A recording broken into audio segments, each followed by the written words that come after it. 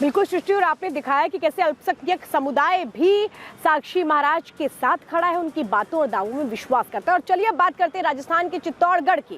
राजस्थान के चित्तौड़गढ़ की कहानी बेहद दिलचस्प है। आपको पूरी कहानी अमरदीप बताएंगे, लेकिन जरा कुछ ग्राफिक्स आपको बता देते हैं, जानकारी देते हैं।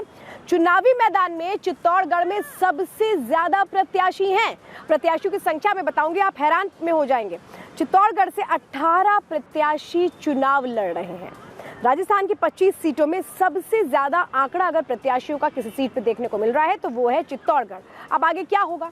एक ईवीएम में नोटा समेत 16 प्रत्याशियों के जो नाम हैं वो शामिल होते हैं, यानी 16 प्रत्याशी होते हैं उस लिस्ट में। अब यहाँ तो जो कैंडिडेट है वो 18 हो गए हैं। तो अब चुनाव आयोग के आगे भी बड़ी चुनौती है, क्योंकि 18 उम्मीदवार होने पर हर बूथ पर 2 ईवीएम लगाने होंगे। 2019 में जयपुर सीट पर सबसे ज्यादा 24 प्रत्याशी थे। जरा अमरदीप का रुख कर लेते हो। अमरदीप, ये कहें कि होड़ मच गई है, हम भी चुनाव लड़ेंगे, तुम भी चुनाव लड़ोगे। देखिए, बिल्कुल इसमें कोई दोहराए नहीं है। जिस तरीके से चित्तौड़ यानी कि मेवाड़, और मेवाड़ में बीजेपी का झंडा बुलंद होता है, ट्रेंड रहा है वर्षों से।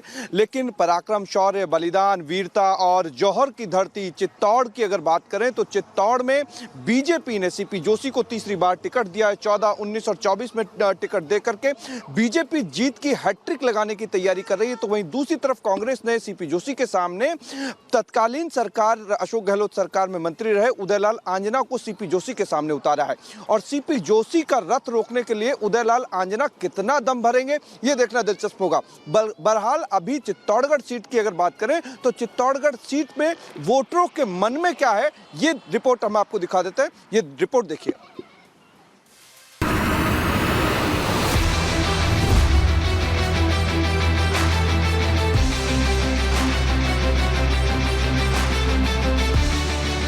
नरेंद्र मोदी सब काम अच्छे किए, उन्हें कोई बुरा काम नहीं किया है। अरे राहुल गांधी हमारे फायदा नहीं करे। राहुल गांधी फायदों को नहीं करे। राजस्थान का चित्तौड़गढ़ अपनी इतिहास, विरासत, वीर वीरांगनाओं की शौर्य गाथाओं के चलते पूरी दुनिया में अपनी अलग पहचान रखता है। कभी युद्ध की रणभेरी से उन्मादित रहने वाले चित्तौड़गढ़ पर इन दिनों सियासी रंग चढ़ा हुआ है। बीजेपी और कांग्रेस के कद्दावर नेता यहां से ताल ठोक रहे हैं। बीजेपी ने जहां प्रदेश अध्यक्ष सीपी जोशी को टिकट दिया, वहीं कांग्रेस ने अपने दिग्गज नेता और पूर्व मंत्री उदयलाल आंजना को मैदान में उतारा। साल 2014 और 2019 दोनों ही लोकसभा चुनाव में चित्तौड़गढ़ लोकसभा सीट पर सीपी जोशी का दबदबा रहा। 2019 में सीपी जोशी ने कांग्रेस के गोपाल सिंह शेखावत को 5 लाख से ज्यादा मतों से हराया था, जबकि 2014 में सीपी जोशी ने कांग्रेस प्रत्याशी गिरिजा व्यास को 3 लाख से ज्यादा वोटों से शिकस्त दी थी। इस बार के चुनाव में भी सीपी जोशी ने अपनी पूरी ताकत झोंक दी है।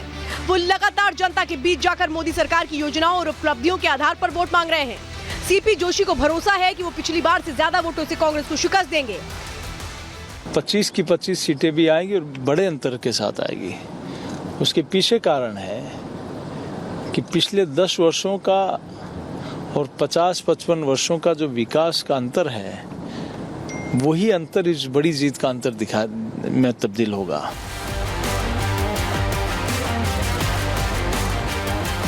बीजेपी अपनी जीत का दावा तो कर रही है, लेकिन कांग्रेस ने इस बार सीपी जोशी को रोकने के लिए नई प्लानिंग की है।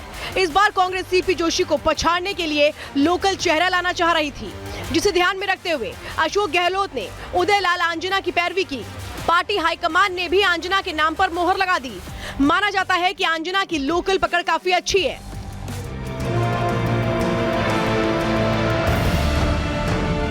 प्रत्याशी अपनी जीत का दावा तो करते ही हैं, लेकिन ग्राउंड रियलिटी जानने के लिए हमारे संवाददाता अमरदीप जनता के बीच पहुंचे।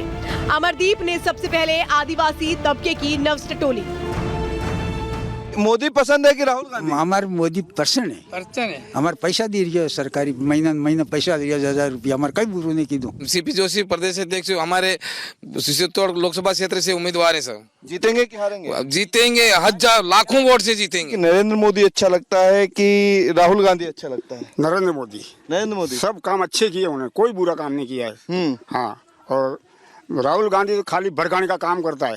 आदिवासी ठेठ से सक्रिय हैं, और अभी तो क्या है कि नरेंद्र मोदी जी ने इनको पैसे दिए हैं, तो आखिर डायरेक्ट नगद पैसा खाते में डालना, ये अभी तक 70 साल में किसी भी गवर्नमेंट ने नहीं किया है, ये बीजेपी गवर्नमेंट ने किया है। बीजेपी विकास का स्कोर तेजी से बनाएगी और जीत किसकी होगी? राजस्थान की होगी। प्रदेश और केंद्र में इस समय बीजेपी की डबल इंजन वाली सरकार है।